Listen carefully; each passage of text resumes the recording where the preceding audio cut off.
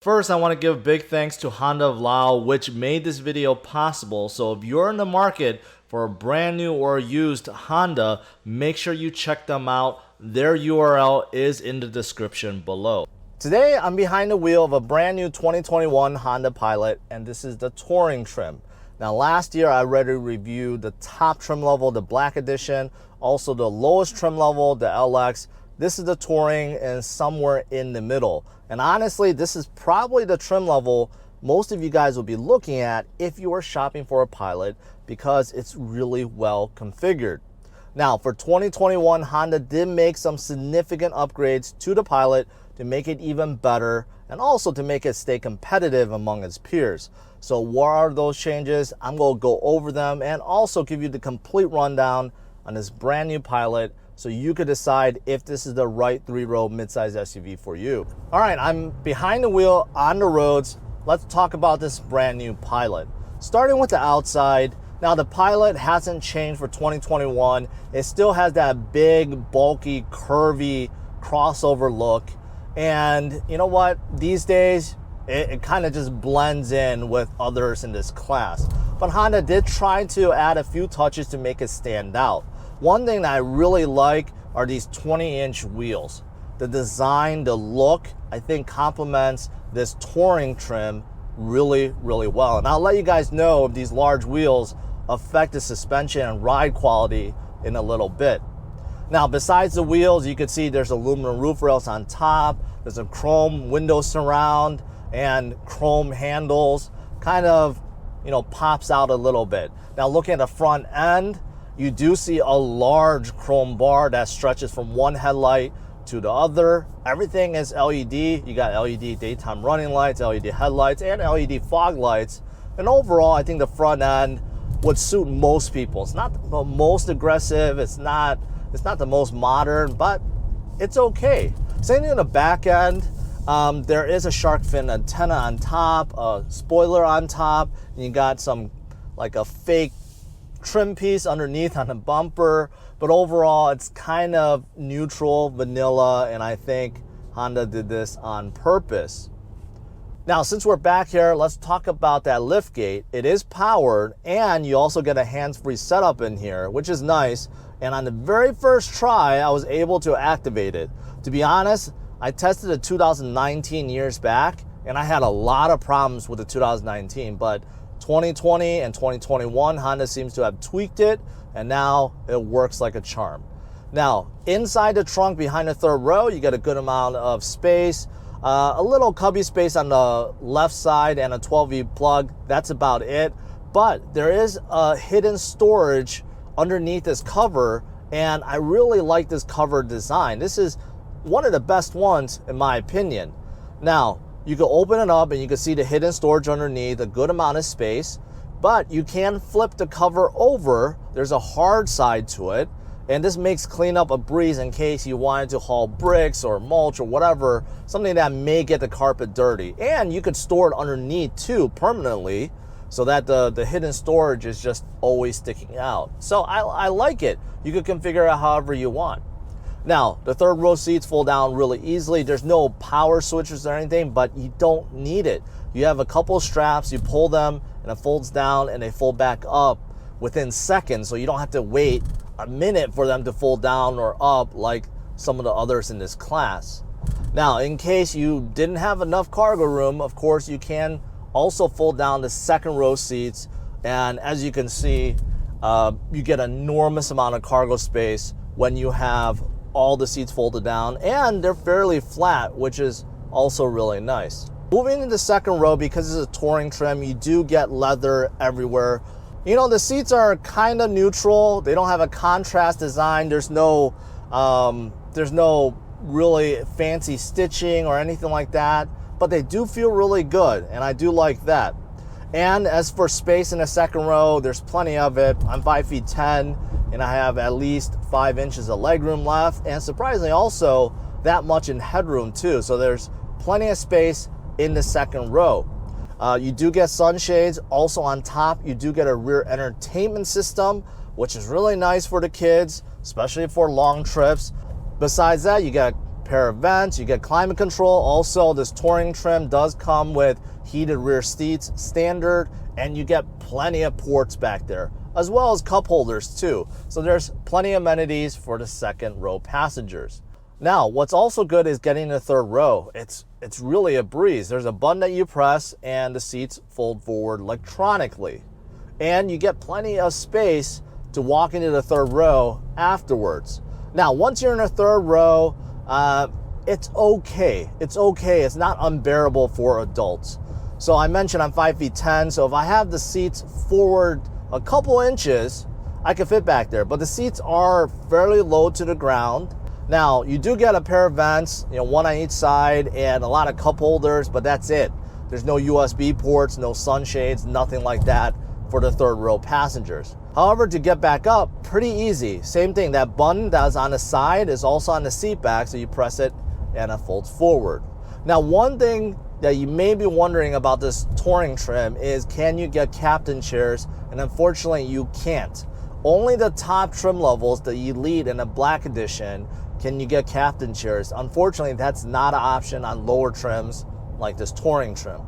Now, moving up front, I think the cabin of this Pilot still looks pretty modern and still looks pretty good. I like this whole setup. Everything in here is just basically black on black. There's no contrast, but it works well. Starting with the steering wheel, you have a modern looking steering wheel, and it feels pretty good too. Leather wrapped steering wheel. You have a couple buttons on each side. Now, moving up, you do see this large screen in the gauge cluster. It's not fully digital, but inside you do have a large screen. You see the speedometer, tachometer in the middle. Also, many things such as trip computer, your all-wheel drive torque, settings, all that good stuff you can see within that screen. And on the left and right side, you do see the fuel and the temperature. Now, to the right of the steering wheel, you do have memory seats. There's 2 settings for that. Also, you have an economy button and a lot of buttons and switches to adjust things such as your mirrors, your parking sensors, and your safety systems. Now, moving to the infotainment screen, you have a large 8-inch infotainment screen. I like this. It is fancy, it's bright, and it works well. You can see scrolling left to right, really responsive. Apple CarPlay, Android Auto, Wi-Fi, all that is included, and you still have a volume knob, which is really nice. Now, underneath, you do have climate control. In this touring, you have tri-zone climate control, one on each side and also one for the back. Now, for lower trims, they used to get only single zone climate control. Now, all trim levels at least has dual zones, and the upper trim levels has tri-zone. So that is one of the changes for 2021. Keep that in mind. So underneath, you do have a Blu-ray player. That is for the rear entertainment system. You do have heated seats. Now underneath, a space for your phone, also power outlet and USB ports. Now, wireless charging is not standard on this touring trim. It is an extra feature that you can opt for, a couple $100, but I find that weird because of a new trim level that was introduced for the Honda Pilot. And I'm gonna talk about that in a little bit when I talk about pricing. So hold that thought. Now, as you can see, the shifter is a button style shifter, and this is one of the big changes for 2021. The transmission has been upgraded. Now, all trim levels for the Honda Pilot uses a 9-speed automatic. Previously, 2020 and before, the 9-speed was reserved for only the top trim levels, and the lower trims gets a 6-speed automatic. Now, all trims get a 9-speed automatic, so that is one of the big changes for 2021. Now, in terms of the shifter, I've gotten used to it. It's a little bit more difficult than some of the others in this segment, but you know what? This is what the industry is moving towards. I still like the traditional shifter, but some people do like the push button style.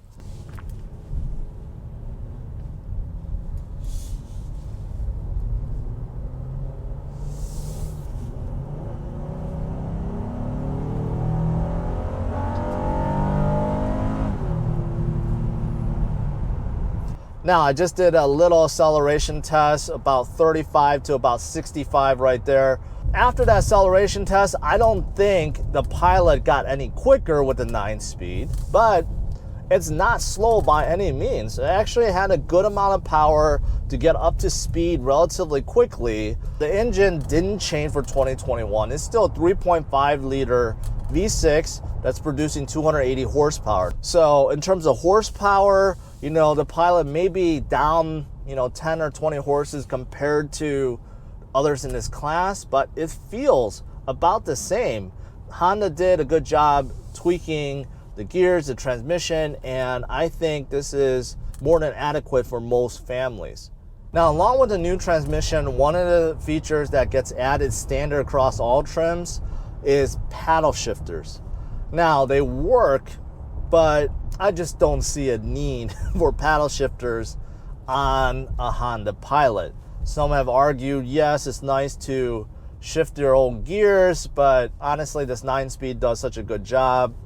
I don't really think it's necessary, but it is one of the new things that has been changed for 2021. Also, underneath the shifter, you can see there's a couple buttons. There's a terrain select where you can press it and change different terrain modes for this transmission and all-wheel drive setup. For example, snow, mud, and all that good stuff. But underneath, there is an auto start-stop button, and that's for the engine. That is also new. Now, across all trim levels, you do get that standard, but honestly, you know, I'm not a fan of auto start-stop. I feel like they're a little bit clumsy. There's a little bit of lag. I don't like it, but it is something that is also new for 2021 across all trim levels. And lastly, you get HomeLink buttons under a rear view mirror. Also, you get Honda Link and Honda Assist on top, and you get a moonroof, not a panoramic one, because you can't get that in here because of the rear entertainment system, but you do get a regular moonroof. Next, let's talk about the drive, because I think the Honda Pilot really excels with how it drives on the road. Now, as for seating position, obviously you're sitting high up. This is a big mid-size SUV, and that's a good thing. You get a good commanding view. Along with that, visibility is great. I can see well past the hood. There's a large windshield, large windows, both sides. Blind spot is good, although you get blind spot monitoring in here as well. And the rear window is really big. Even with the headrest up in the third row, I can see well past them. In the middle, I can see the back. So driving position and visibility is really good in here. Also, what's good is how quiet it is in here. Honda put a lot of insulation. I really don't hear anything in terms of road noise, wind noise, cars passing by.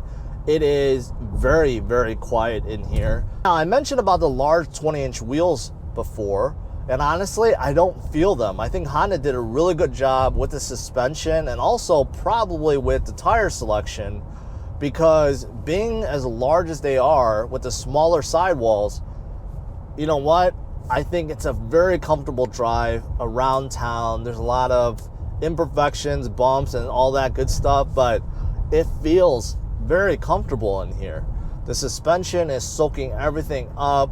Now, around corners, hard turns, I do feel like the Pilot, because of the higher center of gravity, it does lean a bit. There is some body roll, but that's kind of expected with a large crossover SUV like this. Now, the steering is so-so. It's not bad, but it feels a little artificial. Obviously, it's power steering. Honda put a little bit weight to it, but it's not very precise. So as you can see, there is some play in the steering wheel. So that takes the precision away, and this artificial feel, not the best that I've felt before, but let's just say it's so-so. As for the brakes, they come on a tad stronger than what I'm used to from other Hondas. So just keep that in mind. You press it down a little bit, and this Pilot wants to stop pretty quickly. So just keep that in mind. Now, as for safety features, this Pilot comes with Honda Sensing standard, so you get the whole suite. Emergency braking and warning, lane assist, also adaptive cruise control, auto high beam, all that good stuff And also in this Pilot, you do get rear sensors and rear cross traffic alert and blind spot monitoring. So basically you get the full suite. Lastly, let's talk about pricing and trim level. And I mentioned about lack of wireless charger, which is weird to me. And that's because if you look at the trim level breakdown, you have the LX, which is the lowest trim level. Then you have the EX, EXL, and between the EXL and Touring, there is a new trim level for 2021 that's called Special Edition. Why it's called Special Edition, I don't know. Honda just ran out of names. But the Special Edition basically layers in some features from the Touring and the Elite and even Black Edition into this new trim level. So the Special Edition does come with a few extra things, such as large 20-inch wheels, but they're black, kind of like on a Black Edition, and also other features, including wireless charging. So the Special Edition is priced underneath the Touring Edition, and it gets wireless charging included. But on the Touring Edition, you still have to pay extra for wireless charging. So that's something that doesn't make a whole lot of sense to me. So in terms of pricing, this Touring is coming in right around $46,000. There's no really big packages to add on. There's only little optional features that you can add on. So overall, you're getting pretty much everything for $46,000, which is up there. But keep in mind, Honda is pretty aggressive with incentives, especially right now during COVID period. But the base price is $46,000, and you get everything that I showed you today. To conclude, the 2021 Honda Pilot is still a great 3-row midsize SUV. It is spacious, comfortable, drives well, and has plenty of features. There are a few optional features only reserved for upper trims, such as captain chairs and ventilated front seats, but there are still plenty of features within. Overall, I'm giving the brand new 2021 Honda Pilot a score of 98. To see how it ranks among its peers, check out driversonlyrankings.com. Thanks for watching, hit the like and subscribe to the channel for more reviews, first looks, and news.